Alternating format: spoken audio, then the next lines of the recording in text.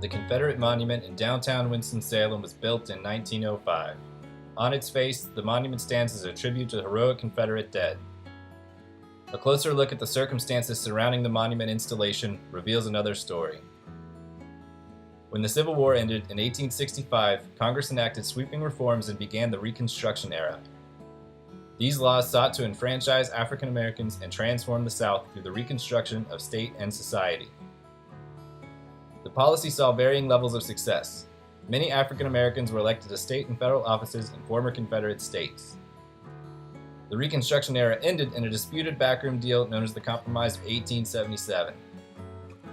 Southern Democrats supported Rutherford B. Hayes' claim to the presidency, and in return, federal troops completed their withdrawal from the former Confederate states.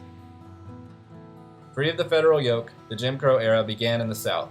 Confederate monuments sprang up across former Confederate states as white supremacists regained positions of power.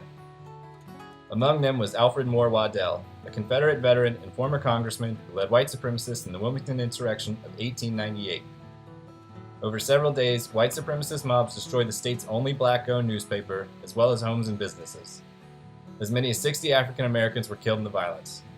Thousands were permanently driven from the city, forced to abandon their homes. Waddell usurped the post of mayor of Wilmington and installed an all-white city council. On October 3, 1905, the very same Waddell was on hand in Winston-Salem to deliver the dedication speech for the new Confederate monument. There were huge crowds with much fanfare. He praised the loyalty of the residents of Forsyth County to the Confederacy, saying, "I rejoice that, instead of losing interest in this subject, the Southern people have made their increasing prosperity the measure of their contribution to it.